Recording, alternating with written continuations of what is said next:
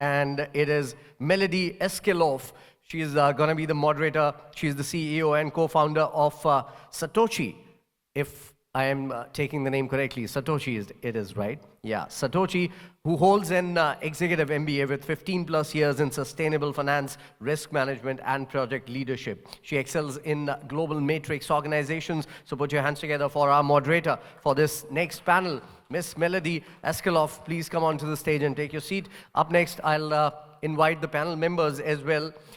Next is Jim Marous, renowned in the banking sector as a key influencer, co-publishing the financial brand, owning the digital banking report, and hosting the banking transformed podcast, Though through these platforms, he shares invaluable insights on digital transformation in finance, shaping the industry's future.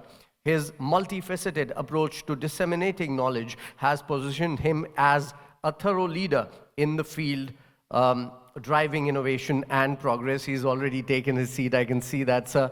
It's nice to have you onto the stage with us. Let's hear it for Mr. Jim Marous. Up next, I'd like to invite Sasidhar Thumuluri, MD and CEO of Sabke Impact Solutions Limited, brings over 2 decades of expertise in financial inclusion and global impact investments. He leads Sabke in leveraging tech for underbanked access. Put your hands together for Mr. Sasidhar Thumuluri. Next is Mr. Shivansh Rachit, founder and executive chairman of Hedge and Sachs, leads with innovation and excellence, driving transformative change in financial operations. His vision extends to real estate with a commitment to sustainability. We welcome you, Mr. Shivansh Rachit. Up next, I'd like to invite Mr. Nick Patel, CEO and founder at Clinq.Gold, Bank of Bullion. Keynote speaker, boasts of 25 plus years of experience in global financial markets, financing IPOs and startups across 20 plus countries.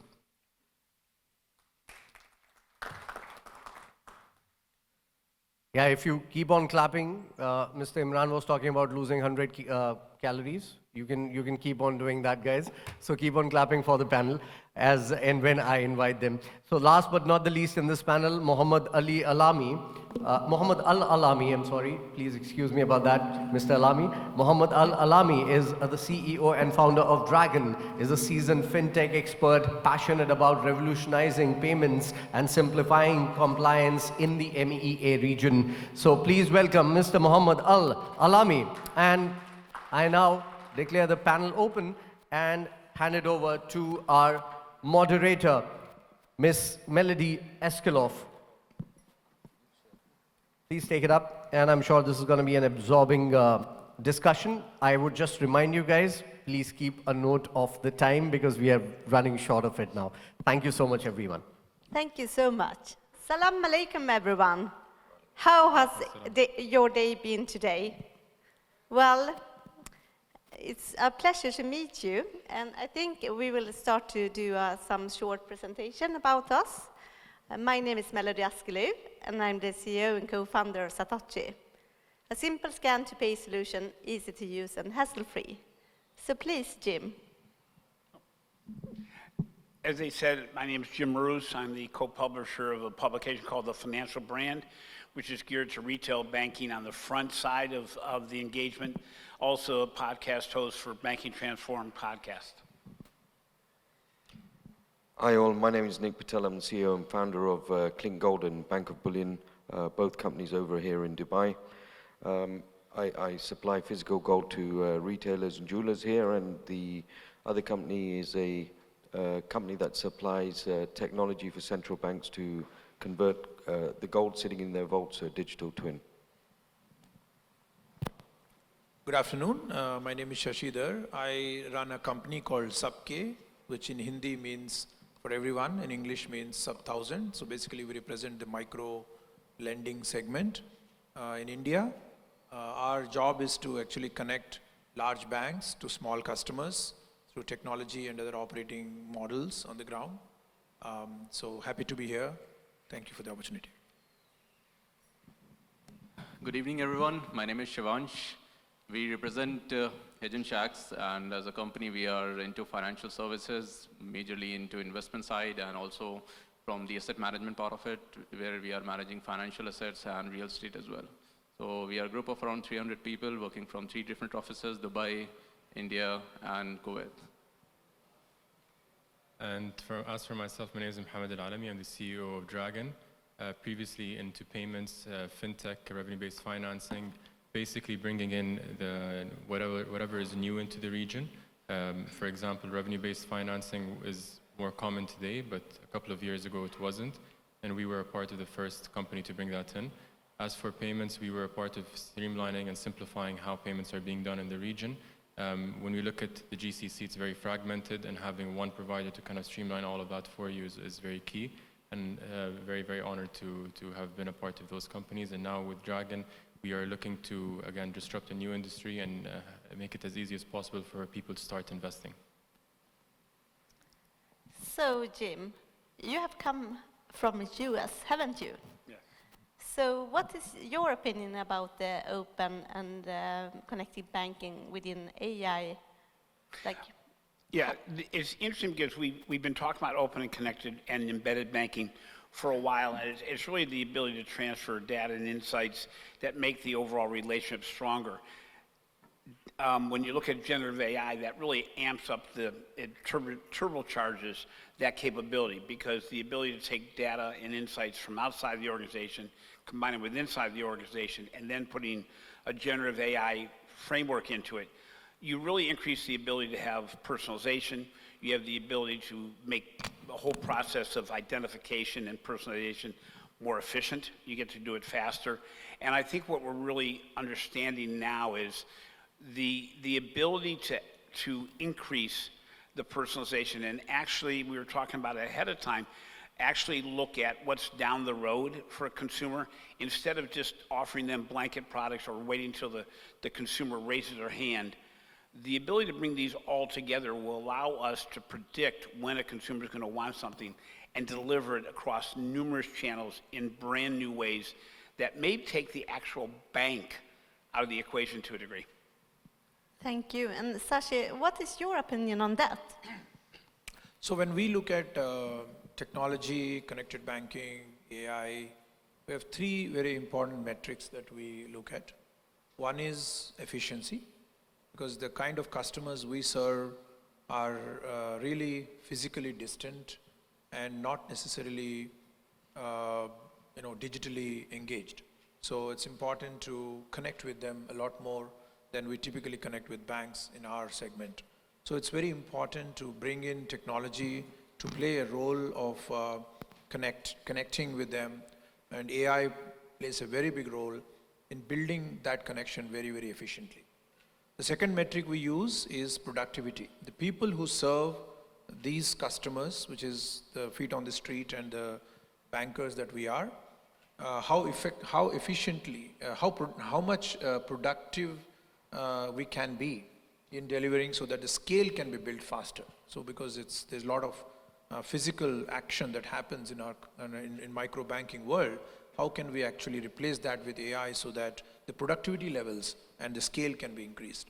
The third metric that we follow is how can we manage risk very effectively, and where AI again plays a very, very important role in underwriting these loans that we give out so that the risk is managed well.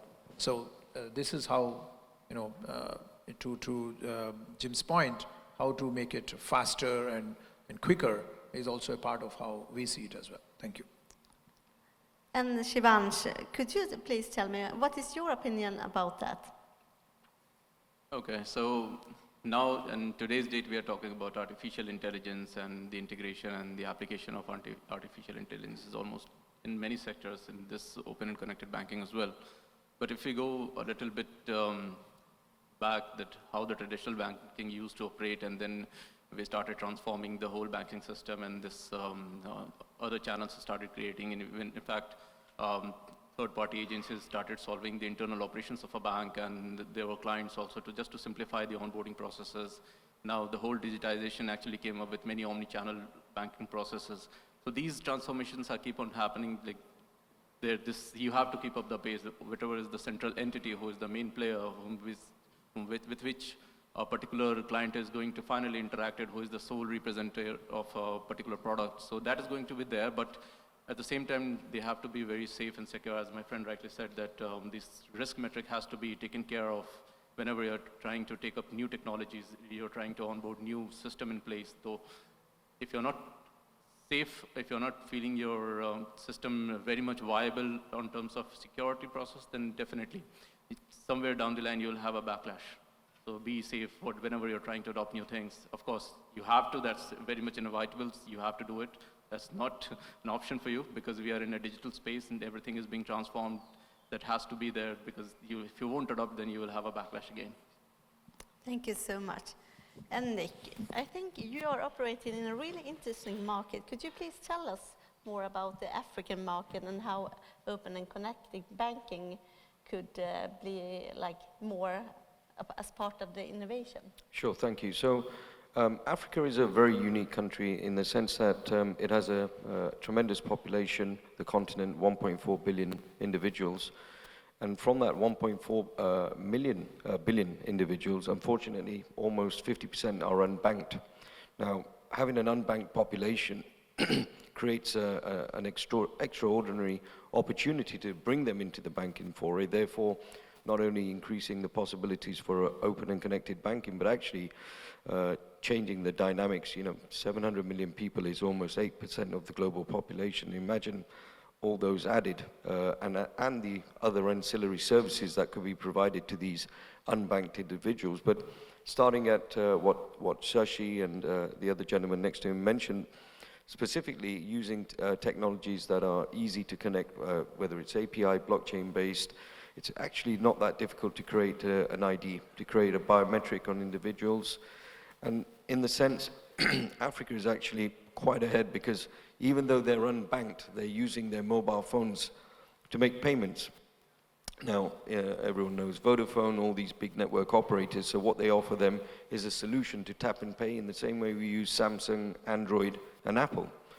So it's, there could be a facility where in the same way they go to these kiosks to do top-ups, you can take their biometrics, fingerprints, then the bigger banks of Africa could connect to the other banks that are across the world, effectively connecting these new individuals into the likes of micro-lending, which is going to be a huge want and requirement across the population. But apart from that, all the other services that could come. The opportunities are endless. Thank you so much. And Mohammed, I think you are one of the most experienced about the MENA region and open and connected banking. Could you please tell us how is the outlook for that? Absolutely. First thing is, if we just look at open banking as a concept, it's basically breaking down barriers and allowing an interconnected ecosystem, whether it's for lending, payments, financial data, financial management, all of it becomes interconnected. So when you look at the MENA market, it's still a bit behind, mainly because like in the UAE, let's say the banking regulations have been announced, the framework has been announced, but not set yet. So there are no open banking APIs in the UAE. Saudi has the same situation. Bahrain is the only country actually in the MENA market that has launched open banking fully and have the APIs. Now, there are two ways of open banking to be offered to the public. One is directly from the banks. You go to each bank and you get APIs set from them. But the easiest way is you have kind of like a payment gateway or payment company, such as your company, and you get all of the technology infrastructure from them directly. So when you look at what's available today in the market, it's only done through something that we call screen scraping, which is mimicking the technology of what is online banking and bringing it into like payment technology and maybe getting some data from that as well. So that just says it's not secure. The way that they have to maintain that infrastructure is very difficult because if each bank launches an update, they need to redo the integration with each bank. So there's no longevity there, and there's more focus on maintaining rather than growing and enhancing. Thank you so much. And Jim, I mean, like 20 years ago, we wouldn't say that the banks would have some challenges from like neobanks and so on. So what are some future challenges for the banks? You stay with legacy processes in the back office, but try to put a nice veneer that looks like it's digital, where we're really cobbling together things in a way that doesn't work very effectively. And the biggest issue with regard to an organization being future visioned or staying in the past is actually the top leadership of the organization, and whether or not they're going to embrace the change that's out there, whether or not they're going to take the risk, because we're all talking a little bit about a different way of risk analysis, which is not risk avoidance, which is traditional banking, but risk management, which as you're trying to hit new markets, when you're trying to do new things, you need to manage risk completely differently in order to get the most out of the opportunity.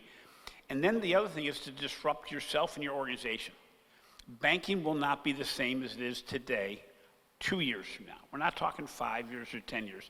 2 years from now, those organizations that aren't embracing the capabilities of generative AI, that aren't embracing the opportunities of open banking, and aren't innovating at scale, not by themselves, but in composable solutions where there's outside organizations that can actually do things better than you could do them themselves, bring them together. We're no longer in an annual planning process. We're in a monthly planning process trying to move forward at speed and at scale. So it's not buying technology. We have a lot of organizations that can buy technology, but unless you get the mindset correct, unless you get the leadership out of the legacy format, you're not going to be able to deploy solutions at the speed the consumer is today expecting. Thank you. And The likes of what we have now in Dubai, like Weo. I have a bank account in Weo. I think it's brilliant. It's very simple, business banking, and they take accounts in various sectors as well. But these things are developing, as you already mentioned, at such an exponential rate. Those industries need to keep up. You have challenges from outside industries, decentralized finance platforms and DeFi platforms, which can give you all these services that are now tokenized, and you can leverage your assets, you can borrow, lend, you can get car insurance, health insurance, and all these other things that traditionally used to be offered by the bank are now available outside the bank. So that's another huge challenge for the banking industry. You know, as an example over here, we're still using checks, which it's slowly sort of diminishing, but you know, the banker's check or the manager's check, as you call it over here, these things need to be, I don't know, but there needs to be a better way of creating that same trust as the piece of paper that is pulled from the bank, because I too sometimes have to go to the bank and create these manager's checks, and it's time consuming. So the digitization, the smooth transitioning of all these processes, and effectively being able to do everything by your mobile phone should be the complete banking system. Thank you. And Sashi, what is your opinion on that, and how could your company help the customers with this kind of solution? So I think, I don't know how many in this room would relate to this example. In telecom, you know, a lot of markets like India, Sub-Saharan Africa have leapfrogged from not having access to a phone to having a cell phone. The whole landline era did not exist for a lot of the people that did not have phones long time. They certainly have access to a mobile phone and not a landline, but in other parts of the world, it was a gradual evolution from a no phone to landline phone to mobile phone. Similarly, in financial services, what we are trying to do is to exactly do the same thing. Lack of access to digital finance. There is no need to actually go through the whole journey of having a paper and a cash trail to have an access to banking, right? So with the connected banking platforms that we're trying to build, what we're trying to do is to replicate a micro banking behavior or micro banking workflows in a digital environment. So in a traditional world, a bank branch, a loan officer goes to a customer, they find those customers, you know, collect the documents, underwrite the loan, you know, disburse in a paper format, then they go and collect cash on a regular basis. This is a typical microfinance institution does. Now what we're trying to do is that we are trying to remove most of that physical touch points and trying to make it frictionless so that large number of people can access finance on their phones. And not only from one financial institution, but from multiple financial institutions. So then now you are not only providing access, you are also offering choice, you are offering convenience, and you are offering efficiency.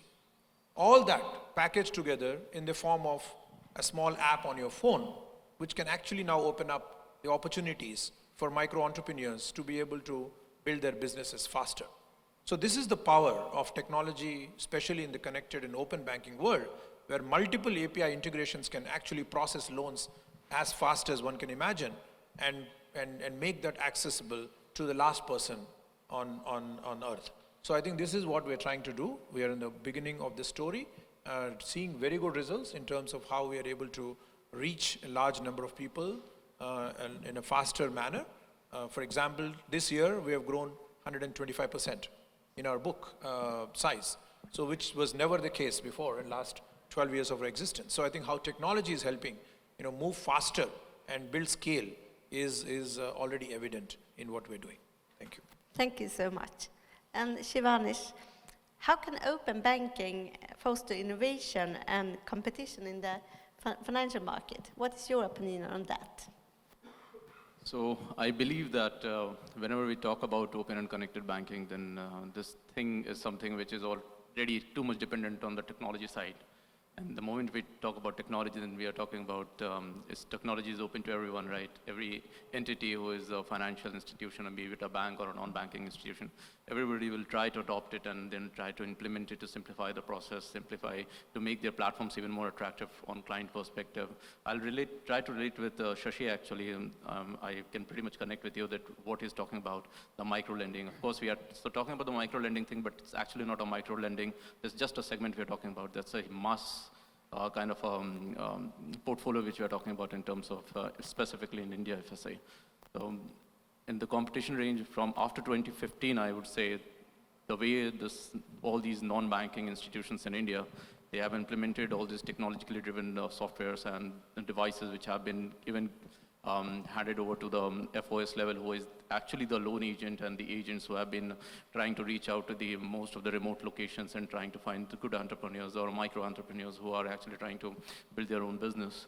So that is how after 2015, we have seen many more entities have came into place who have been doing really good business in this particular sector, and we can understand the pace of the competition and the kind of portfolio which has been driven because of this individual segment. It's going to be another segment in terms of India if I just talk about the micro lending perspective. Even in the general banking and the retail banking space also, it's already very much transformed. They were the first entity of the key players who have adopted technology. So we can already see that in your phone you always have an option to not to open a bank with the one, but you can always have options with multiple other banks as well. It's not only about the bank, but also about the retail segment as well. If FMCG or maybe an e-commerce side, you'll always have multiple options to process your payments, right? So the competition you can see very much evidently everywhere. Thank you so much. And Mohammed, I mean, as you know, Satocci, we are based in Sweden, and now we have decided to launch in Dubai soon. So what would your advice be for a startup as Satocci, some that are coming from another country and are launching in Dubai? So first thing is localization, understanding what the local market requires, and it's not a one-size-fits-all. So when you look at, first of all, understanding the consumer's needs, it's not taking what works there and making it available here. Also, when you look at, if you go into detail, the process of making a payment anywhere in the world compared to the Middle East and the UAE is very different, right? Especially if you look at markets like Saudi. So Saudi has a local debit network called MEDA, for example. If you don't support MEDA as a payment provider, you will miss out on almost 95% of card payments that happens in Saudi, because MEDA is the main payment method that is used in Saudi Arabia. And all credit cards are Visa, MasterCard. So understand the local market, adhere to what is the most popular payment methods. Second is focus on partnerships. It's easy to hire a team of 50 people and go and hit the market, but it's better to work with 5 companies that can open up the entire market for you in one go. And lastly, would focus more on the technology side. How can I embed what my solution is to make it more feasible with what the market is used to? What websites are they using? How are they interacting with them? How are they interacting with e-commerce? Traditional, brick and mortar commerce and how that works, and try to adhere to it all, basically. Thank you so much. And Jim, you are based in US. Yes. Yes. So if you compare US with the MENA region, what is the difference? First off, and we kidded about it before this session, is that the payments business in the United States is far behind any region in the world. Part of the reason is we have one of the oldest legacy banking systems, which kind of clamps you down on legacy processes. But more importantly, it's just the mindset. The consumer doesn't know what they haven't seen or haven't tried. I was kidding about the fact that I'm over here, and to me it's a big deal, but to anybody in this region wouldn't consider it a big deal, that for the last 10 days I've been in the region, I have not used a card or cash once. I haven't needed it. I've taken my phone and do everything by phone. It's interesting when you're starting to look at embedded and open banking capabilities. I get in the Uber, and the Uber not only tells me where I'm going and how long it's going to take me to get there, but it also is talking to me about where I can go to a restaurant or where I can get food delivered to my room based on my previous eating habits. It also talks to me about what else I can do in the region based on what I've done in other parts of the world.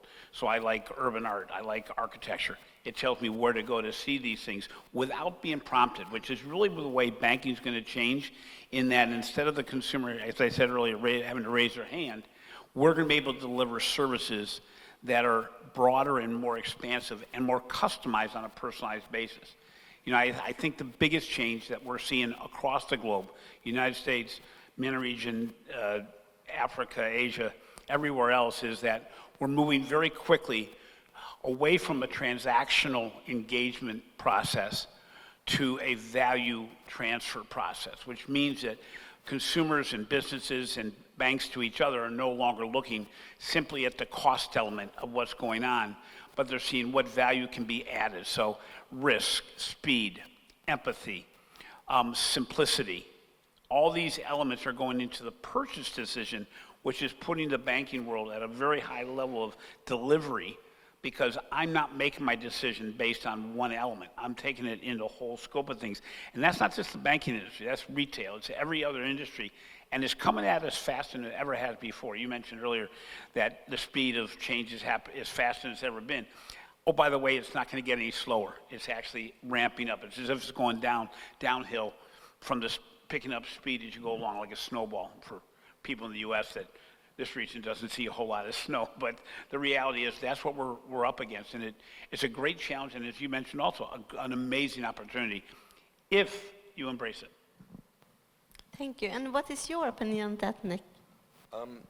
Well, in terms of the capabilities of the US, I agree that it's a little bit behind, but I see, living over here, the capabilities we have within the UAE, the fact that technology over here is probably one of the best in the world, the capability of the regulators, the government to accept and change and move with the times, that's also an exceptional thing that I think it's quite, it's actually very unique to this area. I've been to 80 plus countries, worked in 30, lived in 6, and I can tell you the way I see technology being embraced over here, the quick adoption of likes of Kareem and Taliban and all these local apps, it's phenomenal. But the one thing that I'm always a champion for is I do love AI. I think people are scared of it. I think people fear change. They think these robots and these AI deep embedded technologies will change the world. I can give you examples. I'm actually going to a studio tomorrow to do a deep fake of myself, so I don't have to attend anymore. Like I have my own podcast. Yeah, I have a podcast, and I thought if I do my own deep fake in AI, I just send out what I need to say in the podcast, and then I don't have to attend. So technology can actually be your best friend. That's amazing. Well, before we end this session, I want to ask if someone in the audience have some questions to us.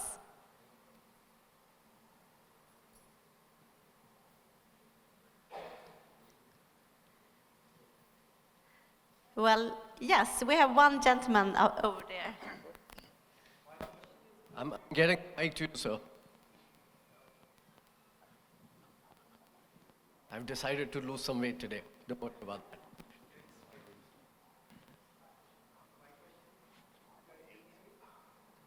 Oh, we don't hear you.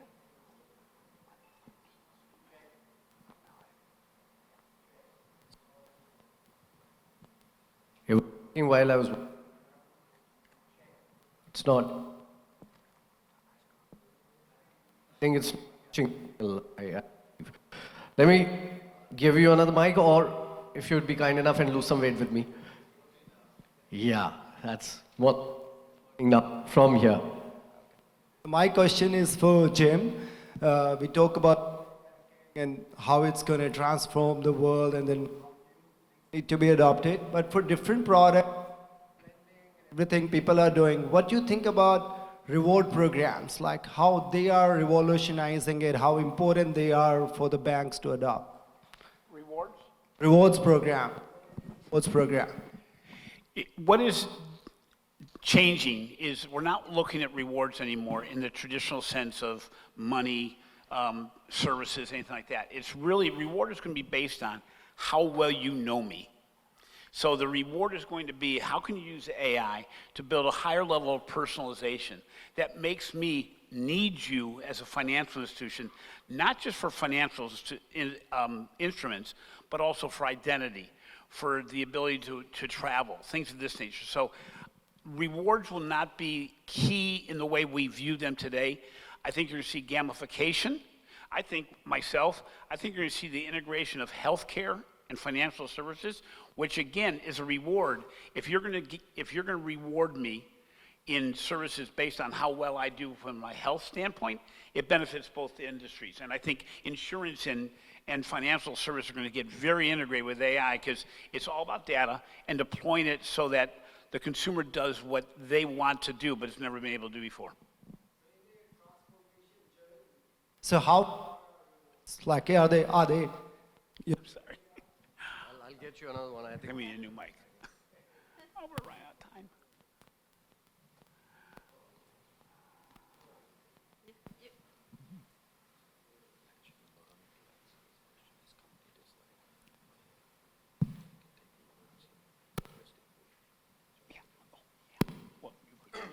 Is it better now? Yeah. Yeah. So in their transformation journey for the specific to rewards, where exactly they are now? We have seen lending, credit cards, all these products are maturing with technology. But like, if reward programs are matured, or where are they in their transformation journey right now? What the actual question was there. So, The question itself. so if you see 0 to 100, like a lot has been changed, how payments are happening. People are able to do it with phone, and a lot has been changed. But reward programs are still very conventional. They are attached to products, debit card, credit card, different products, different rewards. But like, how far are reward programs in their journey? They are at a 10, 0 to 100, or they are at 50 for most of the bank now? I think, first of all, the premise of this is probably not right. We're no longer going to have products separated the way they are now. It's going to be an entirely embedded situation. A consumer's not going to look at credit cards, debit cards, loans, the way they do today, because they're all going to be embedded in a way they work together. Instead of paying for something with a credit card and wondering if I have a balance there, my entire relationship's going to be one. We're kind of there now, but we still, as bankers, continue to separate these products. You know, I think I'm going to go down there, and because there's more around the rewards and ability to integrate rewards on that end of this table than there is here. So, Sure. So it's going to be more customer-centric than product-centric. Yeah. Yep. If I may add, I think you need to give a reward if your product is not great.